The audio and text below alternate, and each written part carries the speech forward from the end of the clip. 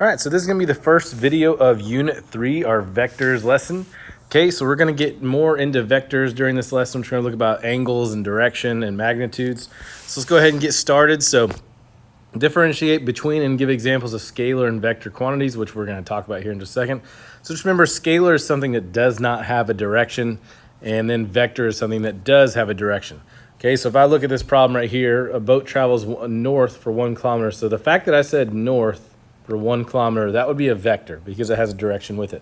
If I just said 1 kilometer with no direction on it, that would be scalar.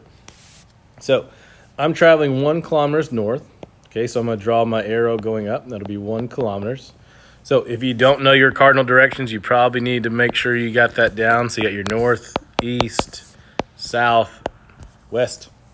Okay, then I travel west for 1 kilometer. So I'm going to go west from where I ended for 1 kilometer. And then I head south for 1 kilometer. So I'm going to go south from where I ended for 1 kilometer. So this is called tip to tail drawing. That means whenever you draw an arrow, the next arrow will start at the very end of your first arrow. So if I ended my first arrow right here, that's where I have to start my next arrow. So it says, what is the boat's distance? Now distance is scalar, meaning there is no direction, it's all positive. So distance would just be, you just add it all up. So 1 plus 1 plus 1 would give you 3 kilometers, and that would be your distance answer. Now if I ask about displacement, displacement is where did you end versus where did you start?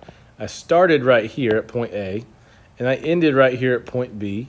So I want to know basically what is the gap between the two. So the fact that I went north and south doesn't even do anything because they cancel each other out. So all I did is I just ended up 1 kilometer west of where I was. Now you could also say negative 1 kilometer because that means you're going the left direction. You could do that as well. I would just get really used to using these cardinal directions right here for this unit because we're going to use them quite a bit.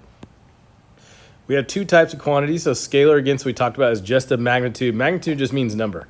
And then unit of measurement just means the units. So it's something like that. Your magnitude would be like 5. Your unit would be like meters per second. There's no direction though.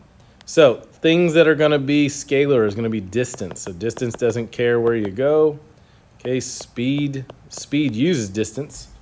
Okay, so speed doesn't have direction. Mass doesn't have direction.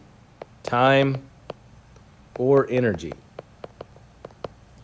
Okay, now vector is a measurement that has a magnitude and a direction and a unit of measurement. Okay, so that's going to be things like displacement, so where you ended versus where you started. Your velocity, so velocity uses displacement over time. So if one of those is vector, that means everything attached to it's got to be vector as well. Acceleration, so acceleration does care about direction because it can be positive or negative.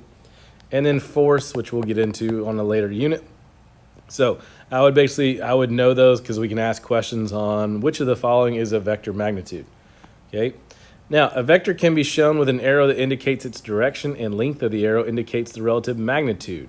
Okay. Now we're not going to really worry about using to scale. Like we're not going to break out a ruler and start drawing things to scale. What this basically means is if I have an arrow like this, say I'm going 2 kilometers east. If I wanted to draw 4 kilometers east, what I would do is I would just draw a bigger arrow to indicate that that has a bigger magnitude. That's all we're saying is basically, now it doesn't have to be like perfect. Instead, usually try your best at indicating the magnitude just through the length of the arrow. All right, next one, it says when we add vectors, we must account for direction. So that means we do care about north, south, east, west, okay, because those can contradict each other. Okay, so 1, graphically using scale diagrams to find the resultant vector. Graphically, we can place the vectors tip to tail and the resultant from the start to the first vector to the end of the last. Okay, so there's a lot of words going on there. I'll basically draw it out and show you what we mean by that. So an example would be something like vector 1 would be 8 meters north. Vector 2 would be 12 meters south. And vector 3 would be 6 meters north. Okay, so now recently we could solve that mathematically as well. Okay, so if I go 8 north, so 8 north, and I go 12 south, I would minus that 12 since I'm going south now. And now I go 6 north, so I'm going to add that 6 since I'm going north again. Key difference there is since 12 was going south, we had to make that a negative because that's going against the north direction.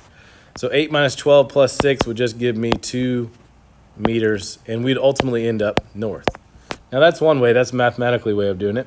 Okay, what we mean by drawing vectors with tip to tail means I would draw an arrow like this. So I go 8 meters north. Tip to tail just means I'm going to start wherever my last one ended, and then I will go 12 meters south, and then I would go 6 meters north.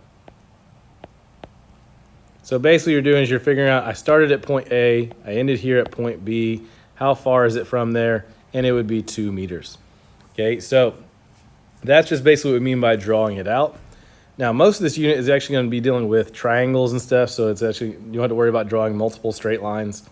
So what we're going to do is this problem right here is kind of like a preview of what's coming up in this unit. So if you don't quite get this just yet, we're going to do a lot of examples using this. So if you see this, don't start freaking out. We're going to do quite a bit of this where once you do it once or twice, it's all becomes the same stuff over and over again. So what I'm going to do is I'm going to draw my cardinal direction. Okay, I got my north, east, south, and west. Okay, I'm going to change colors a little bit on this one. So I have a plane. I want to find the displacement of a plane that flies 5 kilometers east and then 6 kilometers north.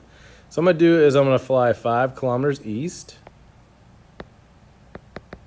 And then from there, you're going to go 6 kilometers north. And then you would tie back in. So that would be your triangle. This would be your angle.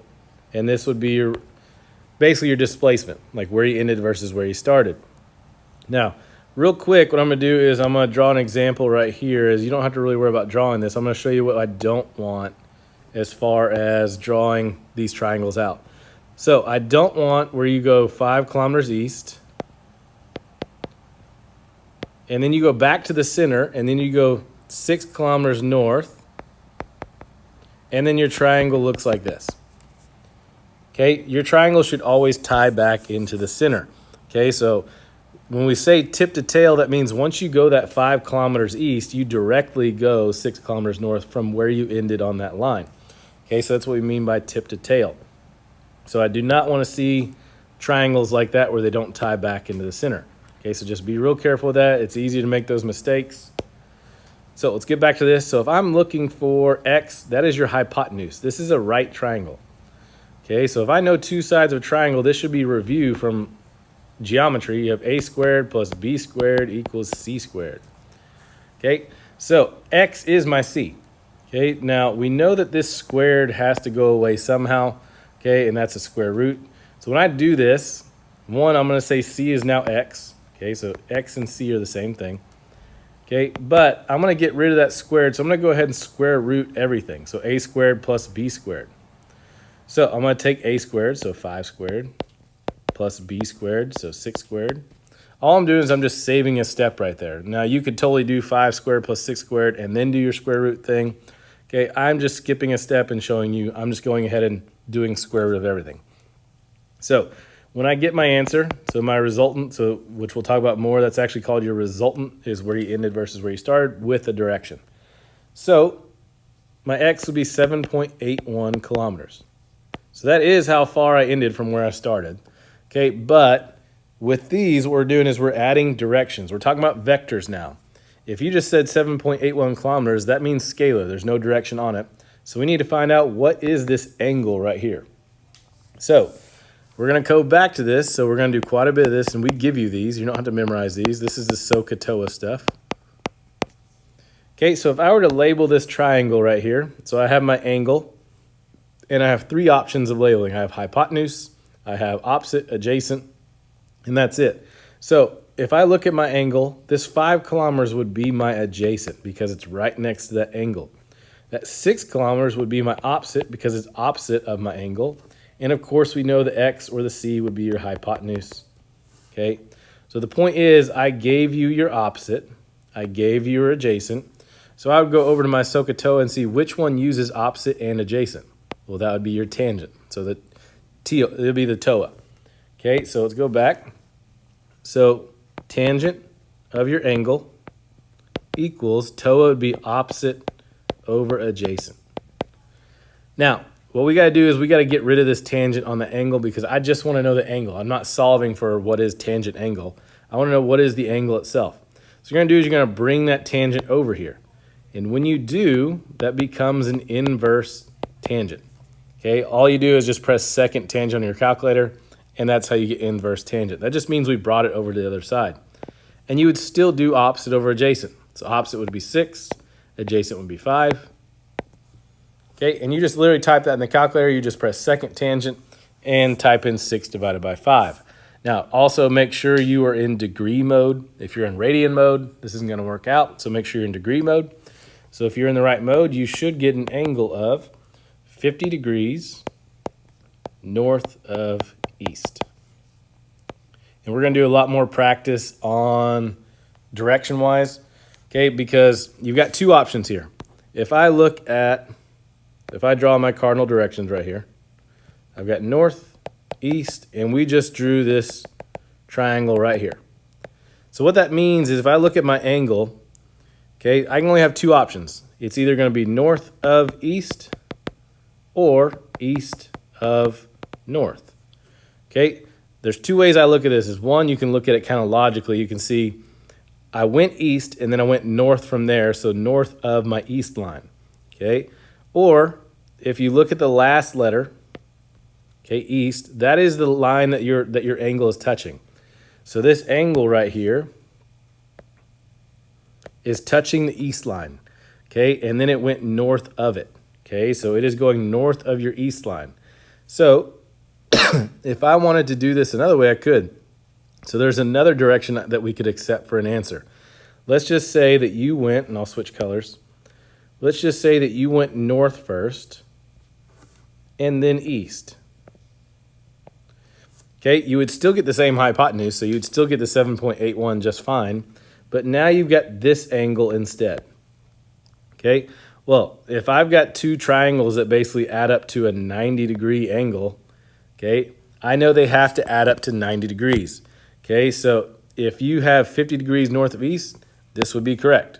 Or you could have the other angle, you could have 40 degrees east of north. Okay, and the reason why it's that way is because, remember, north would be your last letter. Okay, so that angle is touching this north line right here and then going east of it. But we're going to do a lot more practice on that. So I would accept both of those angle answers. Okay, so you could get, it doesn't matter which way you go first as long as we get either one of those two. Okay, and you're good. So we have our magnitude right there, 7.81 kilometers, and we have our directions, either 50 degrees north of east or 4 degrees east of north. And that will be it.